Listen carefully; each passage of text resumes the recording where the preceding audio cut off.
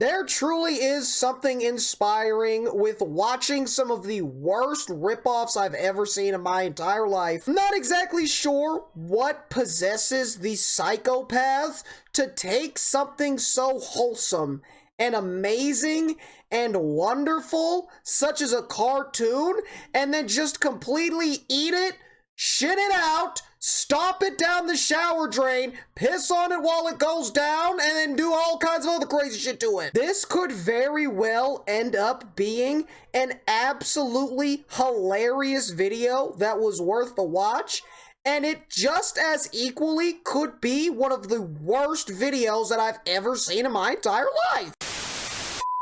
8 hilarious ripoffs of the most popular cartoons. Hi everyone! They say that everything new is actually well forgotten old, but where is the line between similar ideas and obvious plagiarism? And should any reference be considered stealing? Sometimes authors deliberately This guy sounds like a radio reporter introduce from like 1952. particular music or a character Reporting in a movie he's reporting on the Cold War. in order to pay tribute to another creator.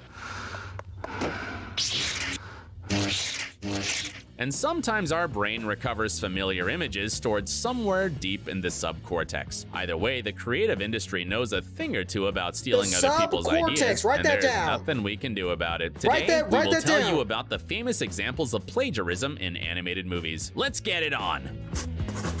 This is movies, specifically? Brain time! I love me some good brain. You know me. Love me some brain. I got a humongous, absolute, gargantuan one inside of me right now. It's facts. It's facts. The Teenage Mutant Ninja Turtles.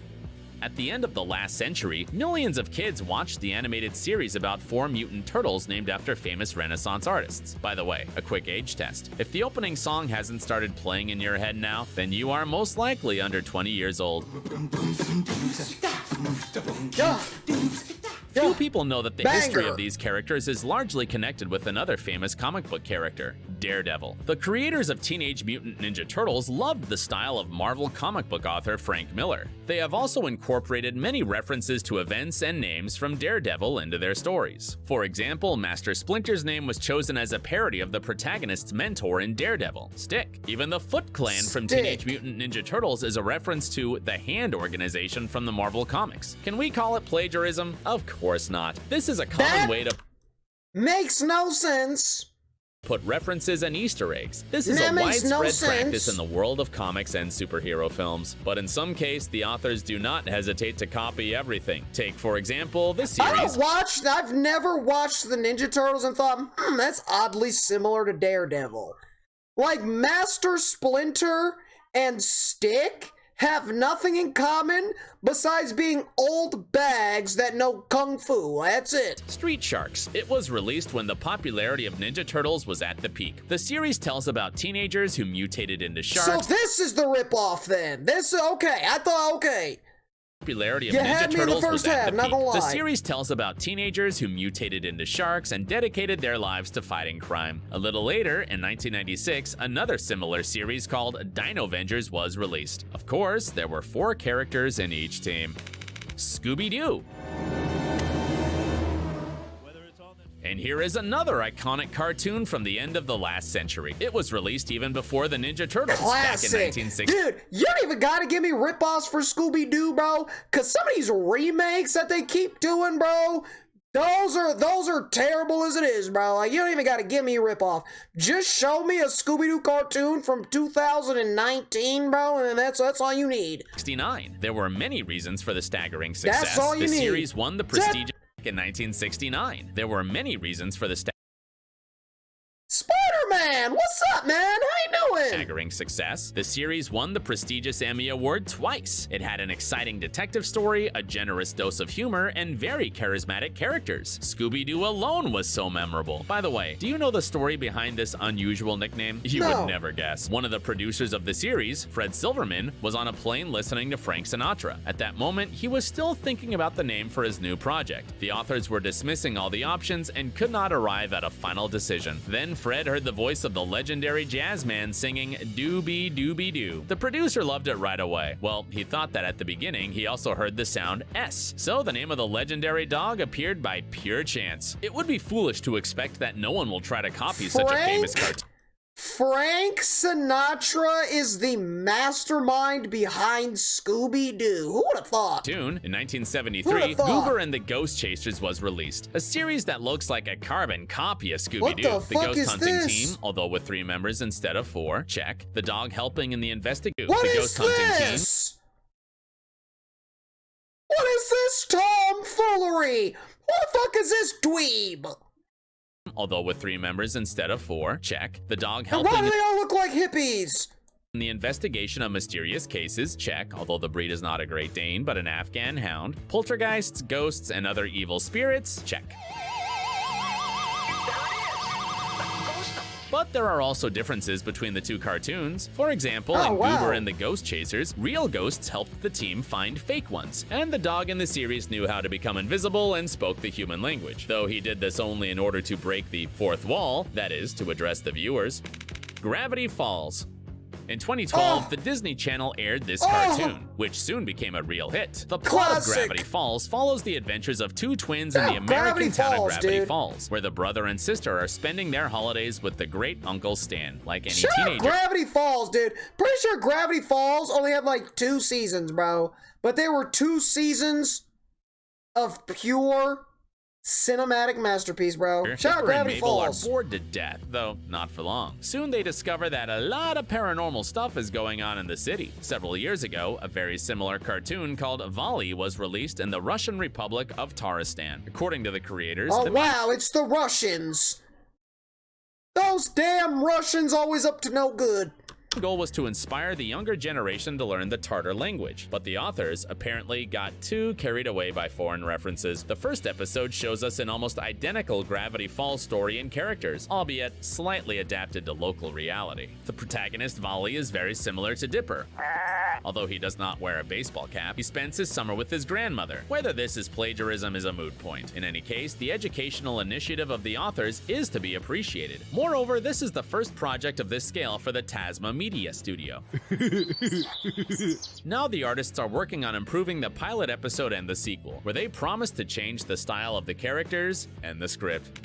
Spongebob Squarepants. Patrick? This is oh my god! Creation. Oh my god, dude! Let's see what genius thought they could get away with ripping off SpongeBob. SpongeBob is one of those things where it doesn't matter who you are or where you're from. You know SpongeBob, dude. Which is still an ongoing series. Let's see where we're going with this. Needs no introduction. You know me, SpongeBob. SpongeBob has become one of the most successful projects for the channel despite its relatively modest budget. More than 10 years ago, a figurine of the protagonist appeared in Madame Tussauds' New York Wax Museum. And this, you see, is an unusual achievement for an animated character from a children's cartoon. Some of the plot lines of this series have a much deeper meaning than is commonly believed. Here's one surprising fact for you. Many SpongeBob fans truly believe the 7 main characters represent deadly sins. 7 Just deadly think about sins, it. we Patrick know, we represents got sloth, it. Squidward does not know how to control anger. Yeah, we've got it, Mr. Krabs is known for greed. Okay, as with the amount of SpongeBob theories I've dealt with, dude, that 7 deadly sins ain't shit, dude. It's like And Gary is no stranger to gluttony. Guess who represents the other vices, and share your thoughts in the comments below. The series has been translated into over 50 languages, from Portuguese to Vietnamese. Gostas dos hambúrgueres suculentos, não gostas?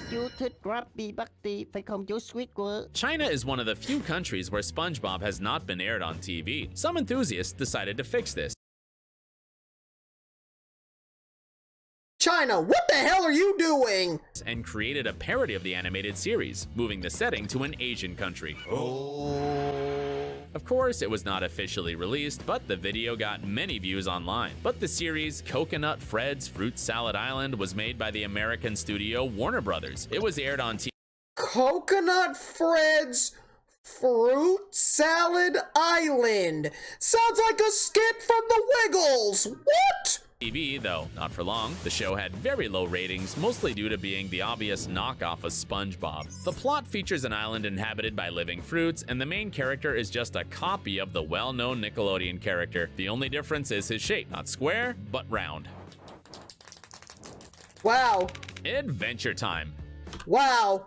Oh my god, the amount of time and effort that it probably took in order to make that change?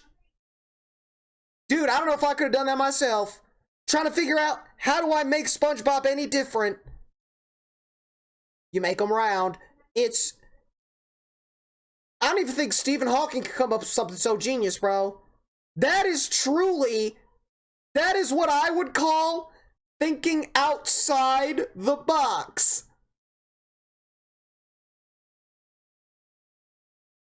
The animated hit of the Cartoon Network channel was released 10 years ago and immediately won the heart of kids and adults alike.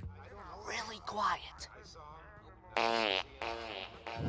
Get it? Cause like box, right? He's a square, and you outside the. Though the plot of the animated series can hardly be called kid-friendly, the story unveils on a planet that has just survived a nuclear war. Unsurprisingly, the popular Mad Max film series was the inspiration for the post-apocalyptic universe. 5 years after Adventure Time was released, a very similar YouTube... One of the happiest and most joyful cartoon animated experiences was based off of the most psychotic, violent, and chaos-ridden films of Mad Max, dude. Nothing but pure anarchy. Love it. Apocalyptic universe. Makes a whole 5 lot years of sense. after Adventure Time was released, a very similar YouTube show came out in China. Oddly enough, instead of relentless criticism and accusations of plagiarism, many fans of the original animated series were positive about its Asian remake. The show is called The Legend of Lucky Pie, and its universe and characters really seem to be copied from the American series.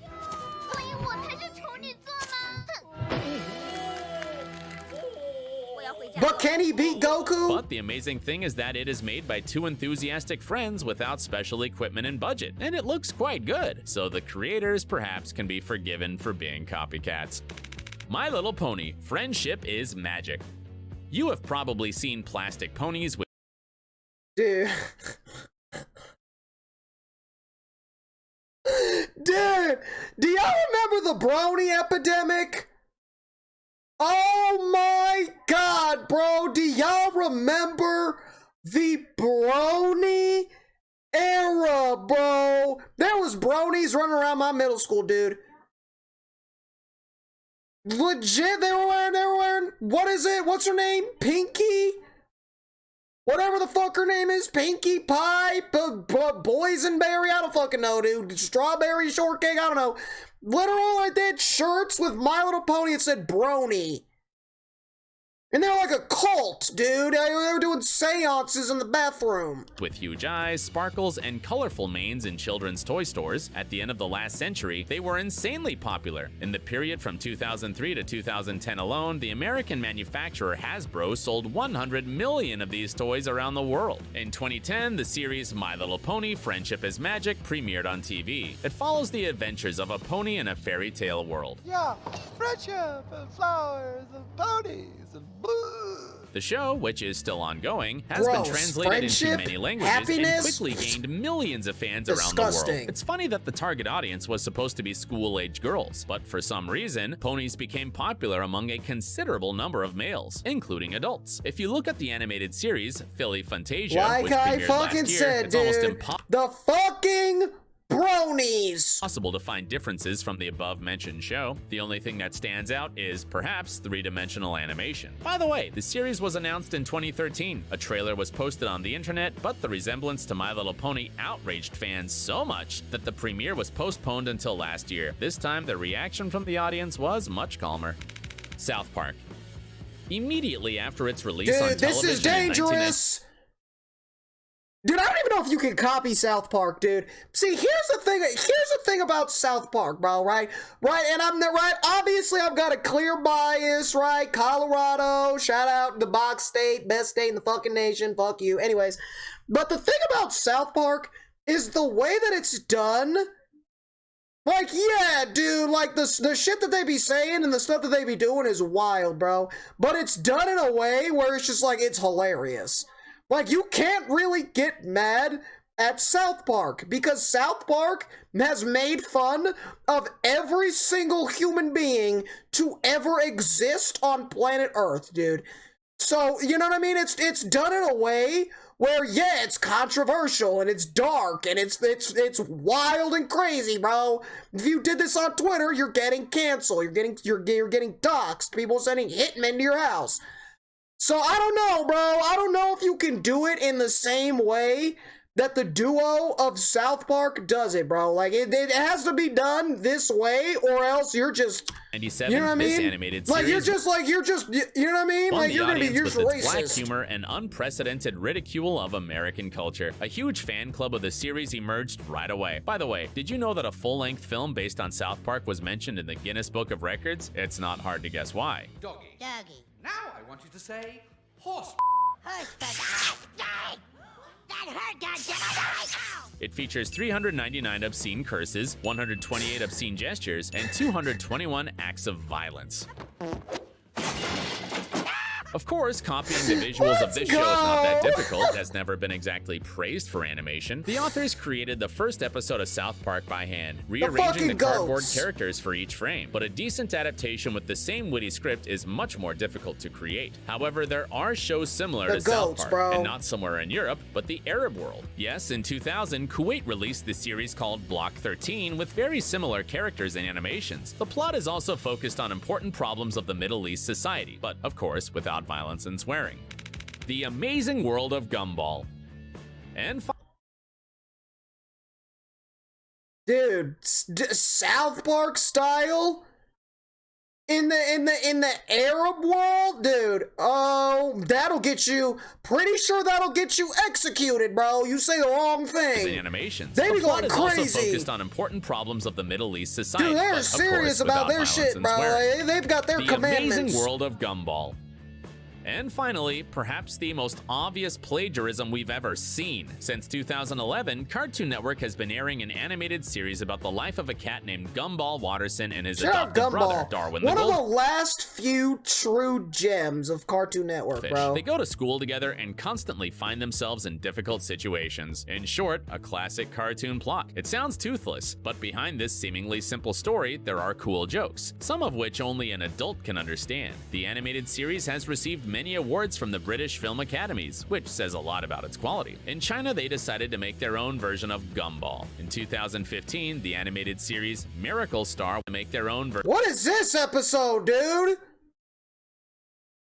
version of Gumball. In 2015, the animated series Miracle Star was released. The creators changed the names and species of the characters. For example, the cat became a goat, but the similarities still remained obvious. If you compare some episodes frame by frame, you will see they even have similar camera angles and dialogue. In such cases, the creators of copyrighted content usually go to court, but Cartoon Network decided to take a witty approach. The authors of the show released an entire series called Copycats, where they introduced the characters of the Chinese series to the plot and ridiculed their attempts to resemble the original characters. That's so fire, dude! Nah, bro! Dude, that's hard. That's hard, bro. They dropped a diss track on Cartoon Network, dude. Characters of the Chinese series to the plot and ridiculed their attempts to resemble the original characters. Look at this. Well, the Chinese company also had to pay $10,000 in fines. Hold on a second. Do you want to see some crazy stories from real life? Not really. Nothing at all. Only action.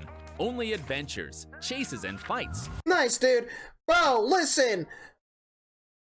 A lot of these companies, a lot of these foreign entities don't even try to be discreet or low-key about the ripoffs, dude. They just straight up like, yeah, bro, y'all fuck with SpongeBob?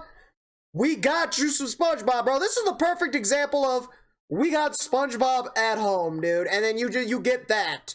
You know what I mean? We got Gumball at home, and then you got whatever the hell that bullshit was, dude. Bro, the lengths some of these people will go to just for a little bit of clout, bro, I shouldn't even be shocked at this point.